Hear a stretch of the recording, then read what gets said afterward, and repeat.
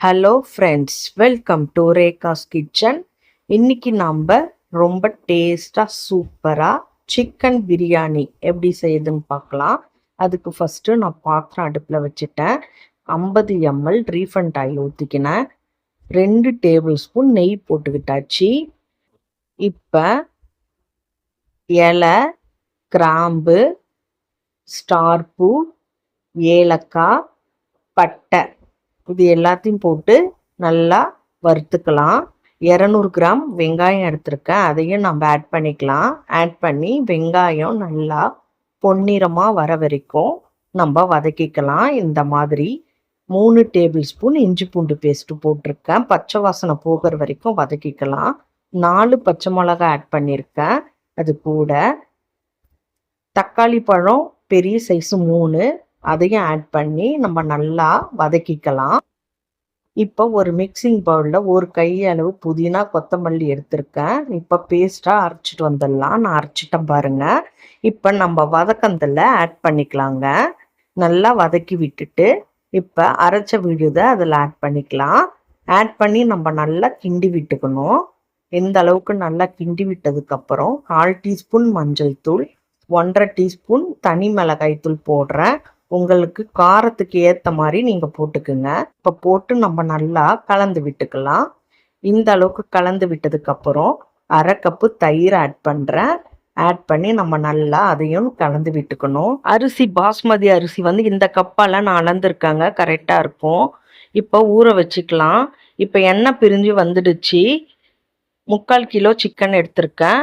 சிக்கனை நம்ம வதக்கந்தில் ஆட் பண்ணிக்கலாங்க. ஆட் பண்ணி நல்லா கிண்டி விட்டுக்கலாம். அந்த மசாலாவில் ஒட்டி பிடிக்கிற வரைக்கும் கிண்டி விட்டுட்டு தேவையான அளவு உப்பு போட்டுக்கலாம். பிரியாணிக்கு தேவையான அளவு உப்பு போட்டுட்டு நம்ம நல்லா கிண்டி விட்டுக்கணும்.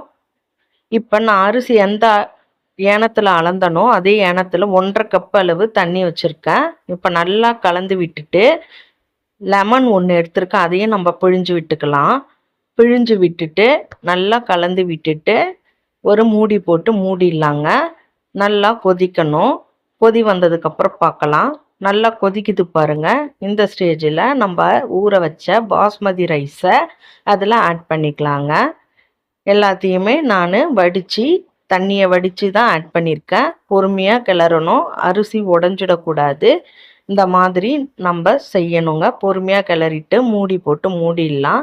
இப்போ கொஞ்சம் தண்ணி நல்லா சுண்டி வந்திருக்கு. லைட்டாக பொறுமையாக அடியிலேருந்து கிண்டி விடுங்க. இந்த மாதிரி கிண்டி விட்டுட்டு நல்லா லெவல் படுத்திட்டு புதினா கட் பண்ணி வச்சுருக்கேன், அதை மேலே தூவிக்கலாங்க. எல்லாத்தையுமே நம்ம தூவிட்டு ஒரு மூடி போட்டு மூடிடலாம். அது மேலே வெயிட் வைக்கிறேங்க தம் கட்டுறதுக்கு. அடுப்பு லோ ஃப்ளேமில் வச்சுக்கோங்க. ஒரு 15 நிமிஷம் தம்மில் வச்சுட்டு நம்ம எடுத்துக்கலாங்க.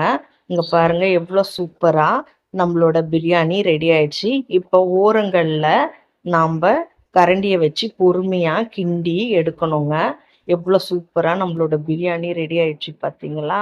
அதே போல் சாதமும் உடையாத இருக்குது. இப்போ நான் ஒரு பவுலில் மாற்றி காட்டுறேன்.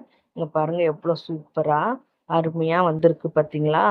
அவ்வளோதாங்க, நம்ம வீட்டில் சிம்பிளாக சிக்கன் பிரியாணி சூப்பரான டேஸ்ட்டில் செஞ்சிட்டோம். நீங்களும் இதே போல் உங்கள் வீட்டில் ட்ரை பண்ணுங்கள். இந்த வீடியோ உங்களுக்கு பிடிச்சிருந்தா லைக் பண்ணுங்கள், ஷேர் பண்ணுங்கள், கமெண்ட் பண்ணுங்கள். மறக்காமல் நம்ம சேனலை சப்ஸ்கிரைப் பண்ணுங்கள்.